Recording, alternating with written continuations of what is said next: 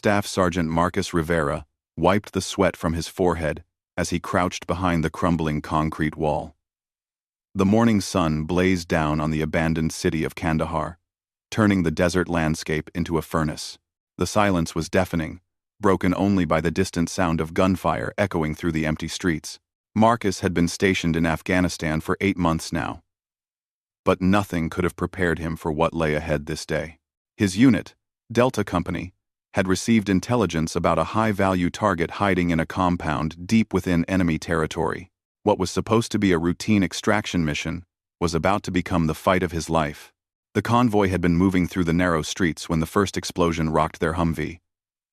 Marcus remembered the deafening blast, the screaming metal, and the acrid smell of smoke filling his lungs. When the dust settled, he found himself alone, separated from his squad, surrounded by hostile territory, with nothing but his rifle, limited ammunition, and years of training to keep him alive. He checked his equipment methodically, the way his drill sergeant had taught him back in basic training. His M4 carbine was intact. He had 3 magazines remaining. His radio was damaged beyond repair. And his left shoulder throbbed from where he had been thrown against the vehicle during the explosion. Blood trickled down his arm, but he ignored the pain. Survival was his only priority now. The compound where the target was believed to be hiding stood 3 blocks away, a fortress-like structure surrounded by high walls and watchtowers. Intelligence had suggested minimal resistance, but Marcus could see movement in the windows and shadows darting between buildings. The enemy knew they were coming, and they were ready. Marcus studied the terrain carefully. The streets were littered with debris from years of conflict. Burned-out cars provided cover, but also created choke points where he could easily be trapped. The buildings on either side rose like canyon walls, their windows dark and threatening. Any one of them could conceal a sniper or an entire squad of enemy fighters. He thought about his team, wondering if any of them had survived the blast. Corporal Johnson, who always shared his rations with the local children. Private Martinez, who carried photos of his newborn daughter in his helmet. Sergeant Thompson, who had saved Marcus's life during their first firefight 6 months ago. The uncertainty gnawed at him, but he pushed the thoughts aside. He had a mission to complete.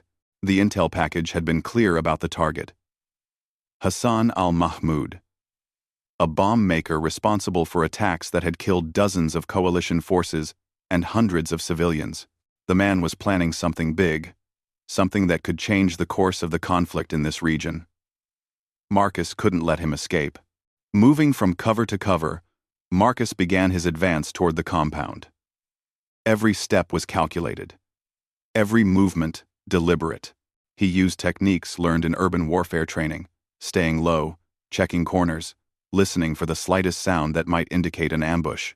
The heat was oppressive, and his gear felt heavier with each passing minute.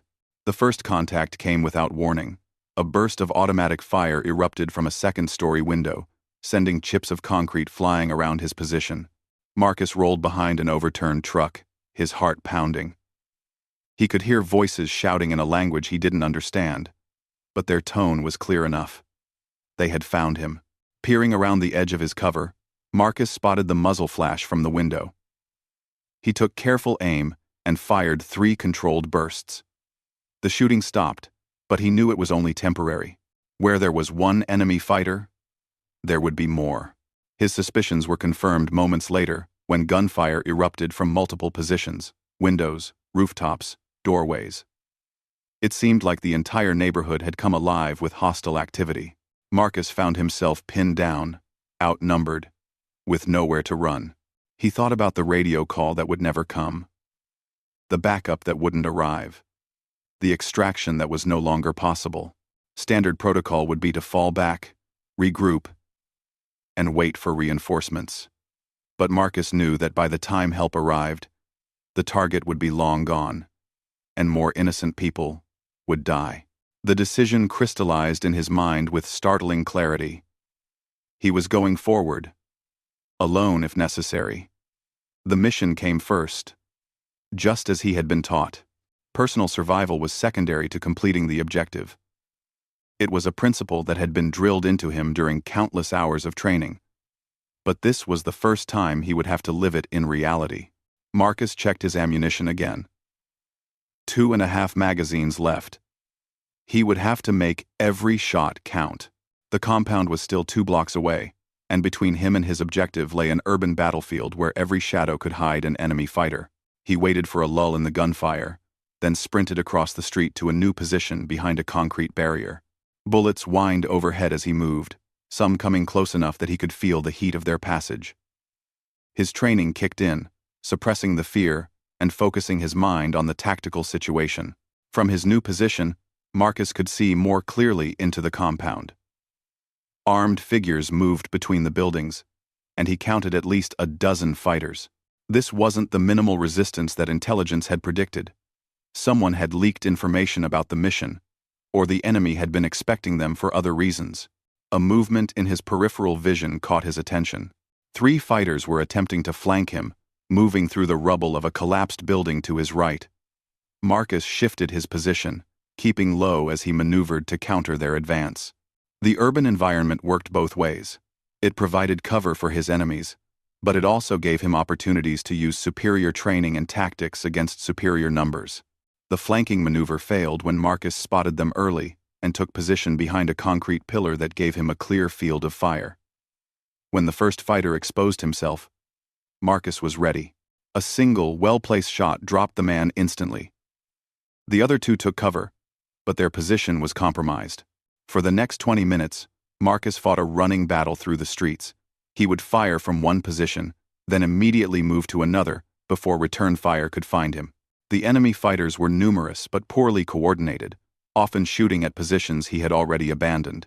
His superior marksmanship training began to show results. Every shot he fired was aimed and controlled, while his enemies sprayed bullets wildly in his general direction.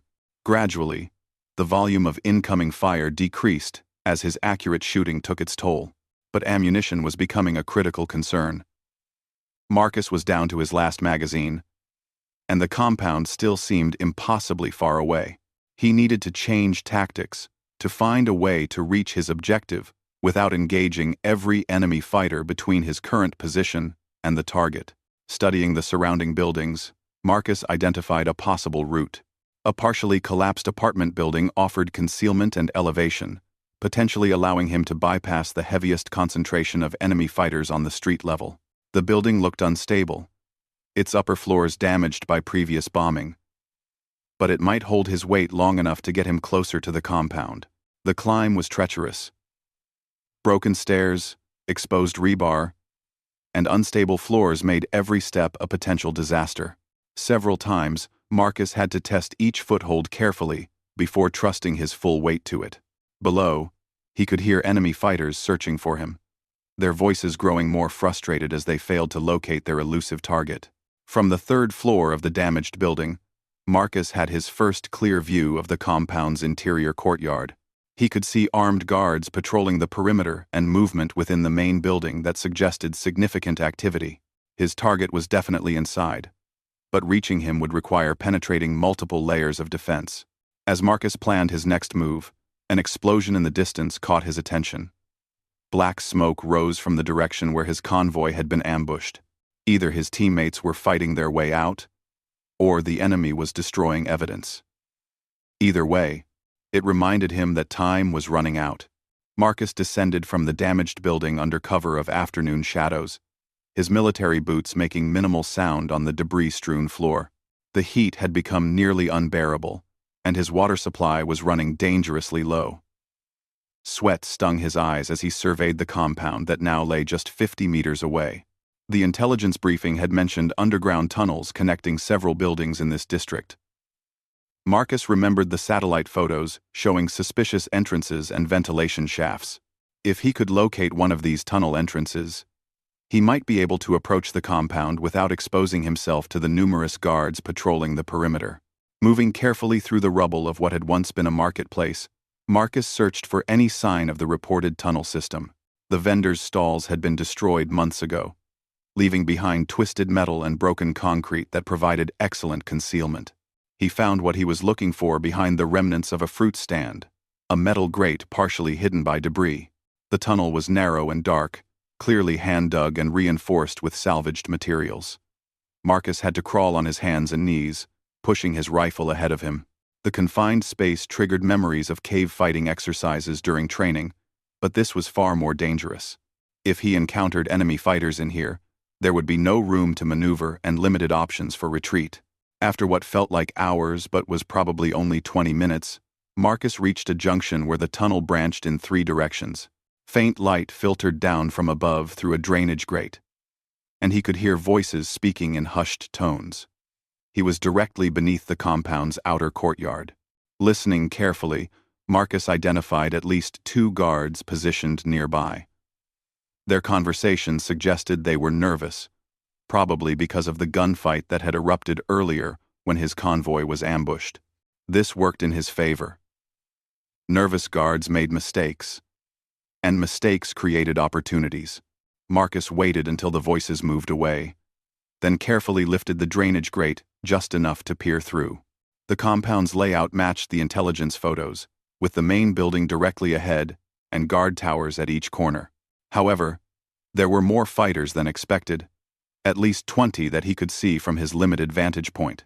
The building where his target was located stood 3 stories tall, with reinforced walls and barred windows. Getting inside would require careful planning and perfect timing. Marcus noted the patrol patterns of the guards, identifying a brief window when the rear entrance would be momentarily unobserved. He replaced the grate and continued through the tunnel system, following what he hoped was a branch that led toward the main building. The air grew thicker and more stifling with each meter he crawled. His shoulder wound had reopened during the climb through the damaged building, and blood loss was beginning to affect his concentration. The tunnel emerged in the basement of an adjacent building that had been partially destroyed in earlier fighting. Marcus found himself in what had once been a storage room, now filled with rubble and debris. Through a hole in the wall, he could see directly into the compound's main building. This was his chance. Marcus checked his remaining ammunition one final time. 8 rounds in his current magazine, plus 1 spare magazine with 30 rounds. Not much for what he was about to attempt, but it would have to be enough. Moving through the hole in the wall, Marcus entered the compound's main building through its damaged rear section. The interior was dimly lit and filled with the smell of cooking food and cigarette smoke. He could hear multiple voices from the floors above, suggesting significant activity throughout the building. Marcus moved like a ghost through the ground floor, using techniques learned in close-quarters combat training. Each room was cleared methodically, but he encountered no resistance. The fighters were either on the upper floors or positioned outside as perimeter guards. A staircase led to the 2nd floor, but Marcus hesitated. Going up would commit him to a direct confrontation with unknown numbers of enemy fighters. Once he started climbing, there would be no turning back. The element of surprise was his only advantage, and he could use it only once. Before ascending, Marcus conducted a final equipment check. His rifle was cleaned and ready, spare magazine easily accessible, and his tactical knife secured but available if needed. He thought briefly about the letters he had written to his family but never sent, letters that were probably destroyed in the convoy ambush. The stairs creaked ominously under his weight, despite his efforts to move silently. Marcus paused at each step, listening for any indication that his presence had been detected. The voices from above continued their normal cadence, suggesting he remained unnoticed. On the 2nd floor, Marcus encountered his first real resistance. A guard emerged from a side room, without warning, assault rifle in hand. Training and reflexes took over as Marcus engaged the fighter in close-quarters combat. The confrontation was brief but intense, ending with the guard neutralized but not before he managed to shout a warning. The building erupted into chaos. Footsteps pounded on floors above and below as fighters responded to the alarm. Marcus found himself trapped on the 2nd floor, with enemy forces converging on his position from multiple directions. He took cover in what appeared to be a former office, using an overturned desk for protection as automatic weapons fire filled the air. Bullets shredded the walls around him, filling the air with concrete dust and splinters. The volume of fire was overwhelming, but most of it was poorly aimed due to the panic and confusion of the defenders.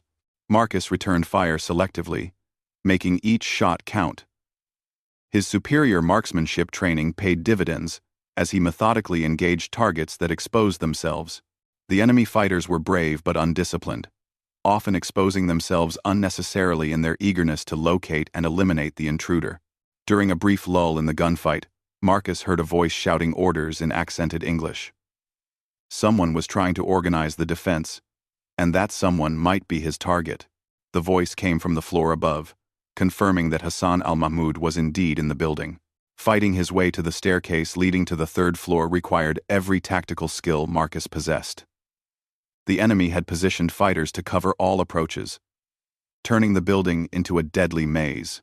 He used grenades salvaged from neutralized fighters to clear defensive positions, each explosion echoing through the confined space like thunder. The staircase to the third floor was a killing zone, covered by multiple firing positions.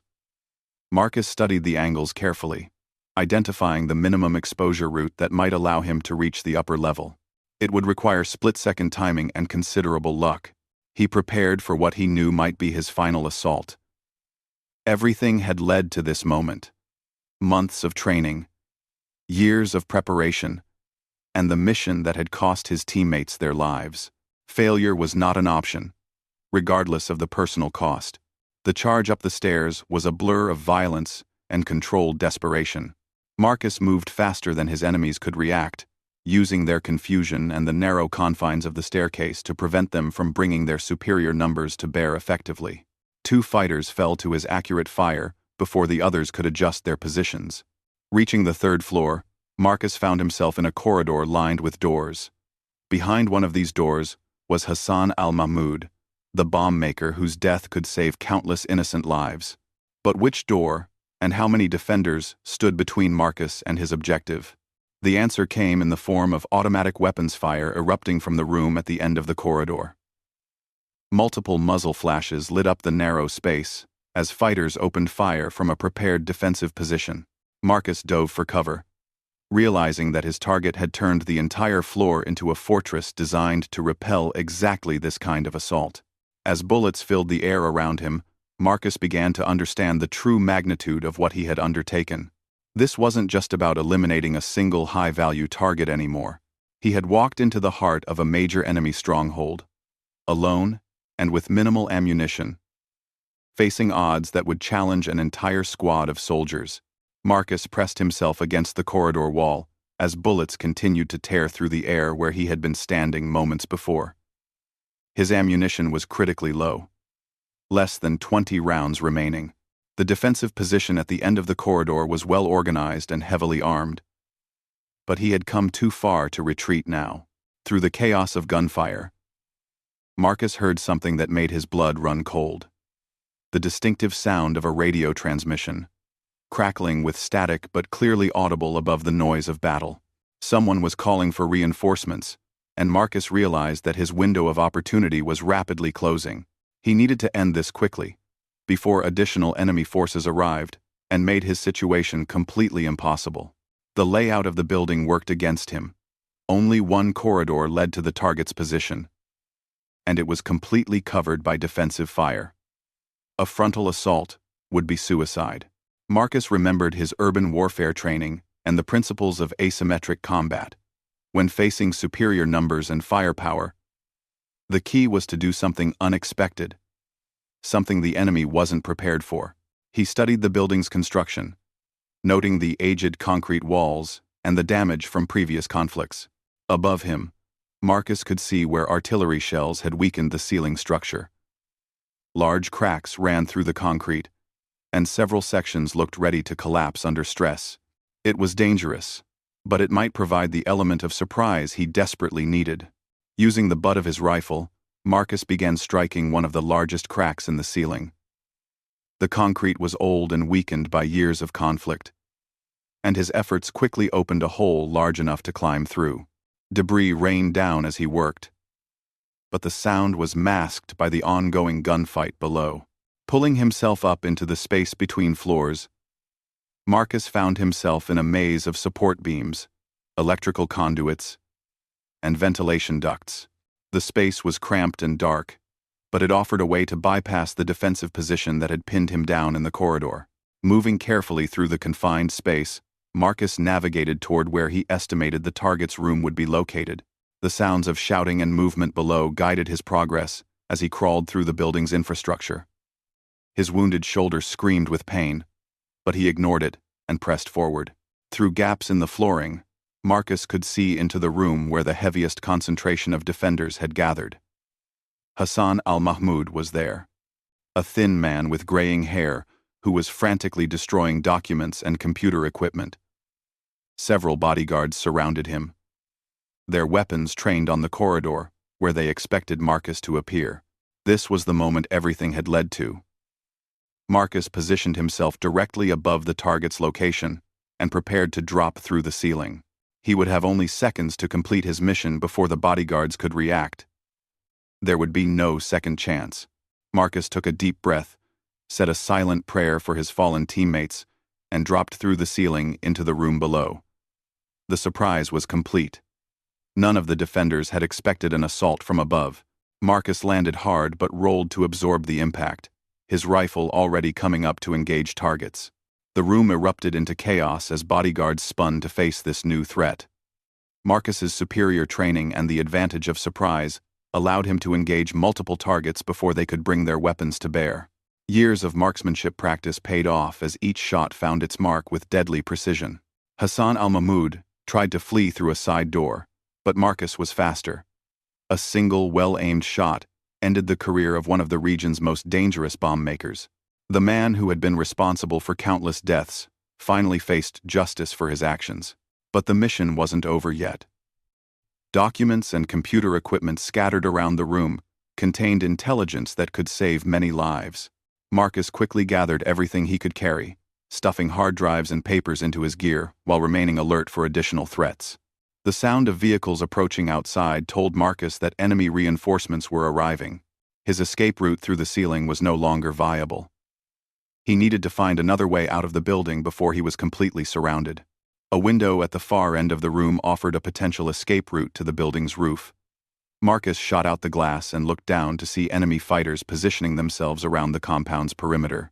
Going down wasn't an option, but the rooftops might offer a way to evade the closing net. Climbing onto the roof, Marcus found himself exposed but with a clear view of the surrounding area. The enemy forces were concentrating around the building's exits, expecting him to try to escape at ground level.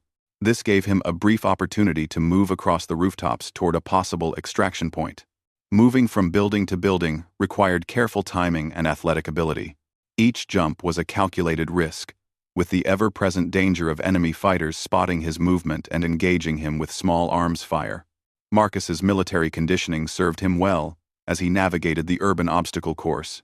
3 blocks from the original compound, Marcus spotted something that filled him with hope. An American military vehicle moving through the streets with a full squad of soldiers. His teammates had survived the convoy ambush and were conducting a search and rescue operation. Getting their attention without exposing himself to enemy fire required careful planning.